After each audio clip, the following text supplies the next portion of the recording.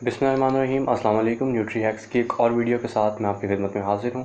आज की video start करने से पहले मेरी आपसे एक छोटी सी दरख्वास्त है कि अगर आपने मेरा चैनल अभी तक लाइक, सब्सक्राइब और शेयर नहीं किया तो इसको सब्सक्राइब, लाइक और अपने दोस्तों के साथ, अपनी फैमिली के साथ और अपने चाहने वालों के साथ इसको शेयर ज़रूर करें। ये चैनल इंशाल्लाह ग़िज़ाई एतबार से आपकी ज़िंदगी को बदल कर रख देगा। तो चले आइए आज चलते हैं हमारे टॉपिक की तरफ। जो हमारा टॉपिक है आज, कल हमने कोरोना वायरस के ऊपर मैंने वीडियो बनाई थी।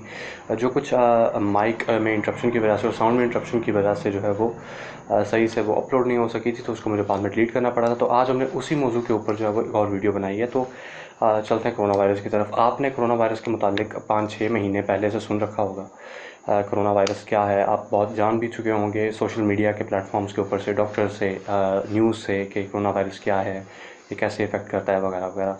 लेकिन आज हम इसके ऊपर थोड़ी सी इसकी आउटलाइन के ऊपर बात करेंगे। कोरोना वायरस कहाँ से स्टार्ट हुआ, इसका आउटब्रेक सब जानते हैं, वुहान चाइना से स्टार्ट हुआ। उसके बाद इसकी डोमेन पूरी दुनिया में फैल गई और आज पूरी दुनिया में तकरीबन 25 लाख लोग इससे इफ़ेक्टेड हो चुके हैं और अब तक तकरीबन 2.5 से 3 लाख अमवात हो चुकी हैं। अब कोरोना वायरस है क्या, इसके ऊपर हम बात करेंगे, और कोविड-19 क्या है इसके ऊपर हम बात करेंगे, और इसके मुतालिक हमें क्या क्या करना चाहिए उसके ऊपर हम बात करेंगे। और उसके बाद मिथ्स जो हैं उसके ऊपर अफसाने बने हुए हैं उनके ऊपर बात करेंगे, और फैक्ट्स क्या हैं उनके ऊपर बात करेंगे। तो इंशाल्लाह ताला आज की जो हमारा पहला क्वेश्चन है, व्हाट इज़ कोरोना वायरस। तो corona virus a large family of viruses which cause illness in animals and humans. Corona virus की एक लार्ज फैमिली है जो बीमारी पैदा करती है इंसानों के अंदर और जानवरों के अंदर। अब ये बीमारी जो है वो कॉमन कोल्ड से जो है वो स्टार्ट होती है। इसकी अलामात वही हैं जो नमूनिया की होती हैं और ये आगे एक्सीड कर जाती हैं टुवर्ड्स सुए कोल्ड। आपको जो है वो शदीद किस्म की बीमारी में इंसान मुब्तला हो जाता है। उसके बाद इसका इफ़ेक्ट जो है वो माइट्स की तरह है, जो मिडल ईस्ट रेस्पिरेटरी सिंड्रोम भी एक इन्फेक्शन था। उसके बाद सार्स, जिसको स्वे एक्यूट रेस्पिरेटरी सिंड्रोम कहा जाता है, इसकी आउटब्रेक जो है वो 2003 में हुआ था। ये उसी तरह का ये सारा सिस्टम इसका भी, लेकिन इसका जो है वो कुछ स्टैटिस्टिक्स जो हैं वो चेंज हैं। इसका इन्फेक्शन रेट चेंज है, डेथ रेट इन दोनों का चेंज है, लेकिन जेनेटिकली सार्स और कोविड-19 एक दूसरे से 90% जो है वो रिलेट करते हैं एक दूसरे से। उसके बाद कोविड-19 क्या है। कोविड-19 एक रिसेंटली डिस्कवर्ड कोरोना वायरस है। एक बात अपने जहन में रखिए, कोरोना वायरस नई डिस्कवरी नहीं है। कोरोना वायरस एग्जिस्ट करता था दुनिया के अंदर पहले से, लेकिन जो इसकी लेटेस्ट डिस्कवरी है, जिसका आउटब्रेक हुआ वुहान में, जो जानवरों से इंसानों के अंदर मुंतकिल हुआ, अब इसके ऊपर रिसर्च जारी है कि वो खाने से मुंतकिल हुआ या किसी और सोर्स से, वो कंटेमिनेटेड सोर्सेज थे या वो कोई और ऐसे इलीगल सोर्सेज है जिसके थ्रू वो जानवरों से इंसानों के अंदर आया। तो इसके ऊपर अभी बहस जारी है, लेकिन ये जो है वो कोविड-19 लेटेस्ट डिस्कवरी है कोरोना वायरस की। उसके बाद इस कोविड-19 सेम है सार्स, जैसा मैंने आपको पहले कहा कि no it is not same है सार्स इन्फेक्शन रेट के लिहाज से और डेथ रेट के लिहाज से, but it is related to SARS. अपने जेनेटिक मेकअप के लिहाज से ये सार्स से रिलेट करता है। उसके बाद जो हमारे पास दूसरा क्वेश्चन है, व्हाट आर द सिम्टम्स। इसकी सिम्टम्स क्या हैं। इसकी सिम्टम्स हैं बुखार, आपको खांसी हो सकती है, आप थकन महसूस कर सकते हैं, आपको जो है वो एंजाइटी हो सकती है, आपको डायरिया भी हो सकता है, आपके दिल की धड़कन तेज़ हो सकती है, आपको जो है वो सॉर थ्रोट हो सकता है, आपको गला ख़राब हो सकता है, आपका रनी नोज़ आपकी हो सकती है। ये इसकी कुछ चंद एक सिम्टम्स हैं, और ये सिम्टम्स जो है वेरी करती हैं पर्सन टू पर्सन। किसी पर्सन का इम्यून सिस्टम, जो क़ुव्वत मुदाफ़त का निज़ाम है, वो बहुत ज़्यादा स्ट्रॉन्ग होता है। कुछ पर्सन जो है वो उसको कैपेसिटी वाइज जो है वो उसको बियर कर लेते हैं, लेकिन जिनका इम्यून सिस्टम कमज़ोर होता है उसके अंदर आप स्मोकर्स ले आएँ, उसके अंदर आप जो है वो ले आएँ जिनको डायबिटीज़ हो सकती हैं, जिनको ब्लड प्रेशर हो सकता है, जिनको अस्थमा हो सकता है। अब वो अस्थमा माइल्ड है, एक्यूट है, क्रोनिक अस्थमा है, ये एक अलग डिबेट है, लेकिन उन पर्सनस को जो है इसके अंदर इन्फेक्शन रेट ज़्यादा है। और ये बात भी देखी गई है कि जिन लोगों के अस्थमा पेशेंट्स हैं उनके अंदर इसका जो इन्फेक्शन रेट है और जिसका अटैकिंग रेट है वो भी वेरी करता है पर्सन टू पर्सन। उसके बाद हाउ डज़ कोविड-19 स्प्रेड। ये फैलता किस तरीके से। ये फैलता है अगर आप किसी ऐसे एरिया में जाएँ यहाँ पर कोविड-19 की वबा थी, वहाँ पर अगर आपने किसी ऐसे इन्फेक्टेड पर्सन को जो है वो उसके आप पास बैठे थे, आपने उसके साथ हैंडशेक किया, आप उसके साथ आपने हग किया है, तो आपको जो है वो ये वायरस हो सकता है।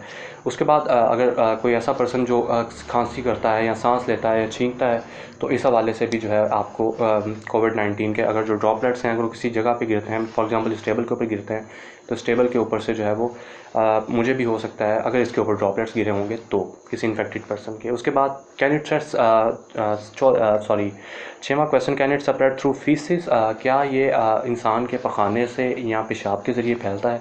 तो इसके अभी तक बहुत कम एविडेंसेस हैं, इसके बहुत कम सबूत हैं कि ये इंसान के पखाने के ज़रिए फैलता है। उसके बाद can human become infected with कोविड-19, क्या ह्यूमन इन्फेक्टेड हो सकते हैं कोविड-19 से जानवरों से? तो इसका सवाल का जवाब है नो। अभी इसके ऊपर कोई एविडेंस नहीं है कि इंसानों से डायरेक्टली ये जानवरों को इन्फेक्ट कर सकता है या नहीं। उसके बाद can I catch covid for my pets, इसका भी कोई एविडेंस नहीं है, लेकिन कोशिश करें अगर आप अपने पालतू जानवरों को, अगर आपके घर में पालतू जानवर हैं तो कोशिश करें आप उनसे दूर रहें, उनसे पास ना जाएं उनके, और उनसे एक मुतअद्दिद और एक फेवरेबल डिस्टेंस जो आपका मेंटेन रहे आपके जानवरों के साथ। उसके बाद what can I do to protect myself from the prevention of disease, regularly अपने हाथों को अच्छे तरीके से धोएं, अपने आप को आइसोलेट करें। अगर आपको बुखार है, अगर आपको खांसी है, अगर आपको ज़ुकाम है तो अपने आप को सेल्फ़ आइसोलेशन में लेकर जाएं। और अगर आपको लग रहा है कि आपकी जो डिज़ीज़ है वो सवेयर हो रही है, उसका जो है वो इन्फेक्शन रेट बढ़ रहा है, आप जो है वो एक्यूट से क्रोनिक डिजीज़ की तरफ जा रहे हैं, तो अपने मेडिकल जो भी आपके ऑफिसर हैं या गवर्नमेंट की जितनी भी हेल्पलाइंस है कोरोना वायरस से रिलेटेड, उनके ऊपर रब्ता करें। उसके बाद बार बार अपनी आँखों को, अपने मुंह को, अपनी नाक को हाथ लगाने से गुरेज करें। अपने हाथों को कम से कम 20 सेकंड तक धोएं, मास्क का इस्तेमाल करें। उसके बाद 10वां सवाल, what should I do if I have visit an area way covid is spreading, मैं क्या करूं अगर मैं ऐसे एरिया में गया हूं जहां पर कोविड-19 फैल रहा था? तो अपने आप को सेल्फ़ आइसोलेशन में लेकर जाएं। सबसे पहले अपने आप को जो है दूसरों से अलग रखें। अगर आप किसी ऐसे एरिया में गए थे जहाँ पर कोविड-19 की वबा फैल रही थी तो अपने आप को जो है वो प्रॉपरली चेकअप करवाएं अपना, किसी आपके मेडिकल जितने भी आपके मुताल्लिका अफसरान हैं मेडिकल के शोबे के, उनसे अपना चेकअप लाजमी करवाते रहें कि आपको कोविड-19 की अलामात जो हैं, उसकी सिम्टम्स और डेवलप तो नहीं हो रही। उसके बाद जो हमारे पास what are the treatment options for covid including drug, vaccines, therapies and antibiotics, there are no such treatment of covid till yet. अब तक की डेट के मुताबिक कोविड-19 का कोई स्पेसिफिक ट्रीटमेंट नहीं है, सिर्फ इसका ट्रीटमेंट है एहतियात। आपने कोटेशन बहुत सुन रखा होगा, prevention is better than cure, एहतियात इलाज से बेहतर है। ये एक सिर्फ कोविड-19 में नहीं, हर बीमारी में अप्लाई होता है। आप जितनी एहतियात करेंगे आप उतना ही बीमारियों से दूर रहेंगे। उसके बाद एंटीबायोटिक्स के ऊपर जो एक और लोगों के अंदर मिथ पाया जाता है, एंटीबायोटिक्स सिर्फ एंटीबैक्टीरियल इन्फेक्शंस के लिए होती हैं, एंटीवायरल इन्फेक्शंस के लिए एंटीबायोटिक्स यूज़ नहीं की जाती। उसके बाद should I wear mask, yes आप मास्क बिल्कुल पहनें। अगर आप बाहर जा रहे हैं या अगर आप ऐसे एरिया में जा रहे हैं जहाँ पर कोविड-19 के मरीज़ हैं तो आपको मास्क ज़रूर पहनना चाहिए, लेकिन मास्क को जो है वाइसली यूज़ करें, बिकॉज इस टाइम दुनिया में वर्ल्ड वाइड शॉर्टेज है मास्क की। उसके बाद हाउ टू प्रोटेक्ट, यूज़ और take off, dispose of mask, mask को किस तरह से इस्तेमाल करना है। आपने मास्क को उसकी जो बैंड्स होते हैं, जो स्ट्रिप्स होती हैं, उससे पकड़ना है और उससे अपने कानों के ऊपर उसको लगाना है और अपनी नोज़ के ऊपर जो उसकी एक स्टील स्ट्रिप होती है उसको प्रेस कर लेना ताकि वो आपकी नोज़ के साइज़ के मुताबिक एडजस्ट हो जाए।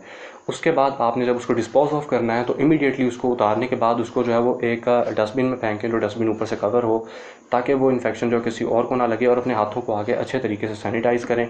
अगर आपके हाथों को मट्टी लगी हुई है तो अपने हाथों को सैनिटाइज़ मत करें, बल्कि पानी के साथ अपने हाथों को ज़रूर धोएं।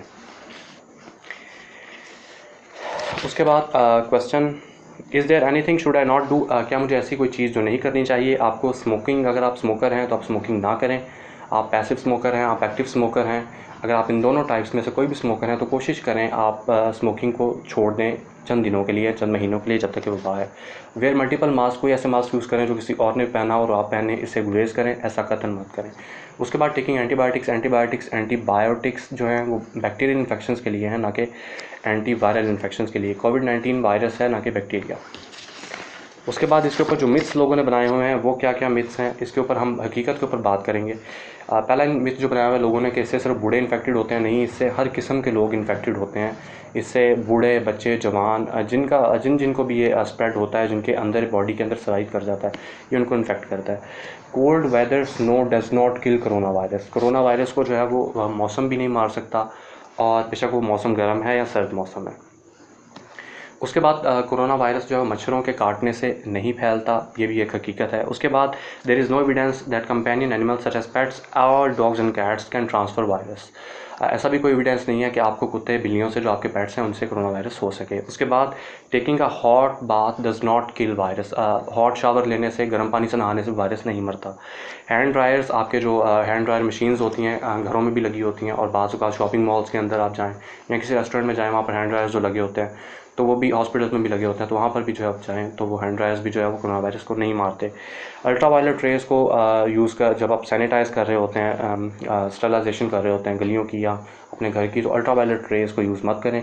इससे आपको स्किन कैंसर होने का खदशा है, बिकॉज यूवी रेज़ जो हैं वो स्किन के लिए बहुत ज़्यादा हैज़र्डस हैं। उसके बाद थर्मल स्कैनर्स जो हैं वो ओनली डिटेक्ट फीवर करते हैं। अगर किसी भी इंसान को बुखार होगा तो उसको डिटेक्ट करेंगे, ना कि कोरोना वायरस को वो डिटेक्ट कर सकते हैं। उसके बाद स्प्रेइंग अल्कोहल और chlorine all over your body can not kill corona virus if the corona virus entered your body. अगर आपके अंदर कोरोना वायरस जा चुका है तो आप अपने ऊपर बेशक स्प्रे करें क्लोरीन का, उसके बाद अल्कोहल का, उसका कोई फ़र्क नहीं पड़ेगा। Vaccine against pneumonia such as pneumococcal vaccine and hemophilus influenza type B do not kill corona virus. नमूनिया के मुतालिक ये दो मेडिसिन जो हैं जिनका नाम लिया जाता है भी कोरोना वायरस को नहीं मारती। उसके बाद लहसुन और प्याज अपनी जगह सेहतमंद ज़रूर हैं, अच्छी प्रोडक्ट्स हैं, लेकिन कोरोना वायरस से इनका कोई ताल्लुक नहीं है। उसके बाद antibiotics do not works against viruses. फिर वही बात कि एंटीबैक्टीरियाज जो हैं, एंटीबैक्टीरियल मेडिसिन बैक्टीरियाज को किल करती है, ना कि वायरसेस को। तो आज का हमारा ये टॉपिक ख़त्म हुआ। आज जो मेरी आपसे बात आखिरी, अगर आप चाहते हैं कि इस टॉपिक के हवाले से भी और हमारा जो बेसिक चैनल का टॉपिक है न्यूट्रिशन, डायटेटिक्स और पब्लिक हेल्थ, अगर आप उससे मुतालिक मुझसे फ्री कंसल्टेशन करना चाहते हैं तो आप मेरे चैनल पर मुझे ज़रूर मैसेज कर सकते हैं, मेरे फेसबुक और इंस्टाग्राम पेज पे, जिसका लिंक इंशाल्लाह ताला 1-2 दिन के अंदर मेरे चैनल के डिस्क्रिप्शन बॉक्स में आपको मिल जाएगा। अल्लाह ताला आपका हामी नासिर हो। मुझे अपनी दुआ में ज़रूर याद रखिएगा। एक नई वीडियो में मैं आपके साथ दोबारा मिलूँगा। तब तक के लिए अल्लाह हाफ़िज़।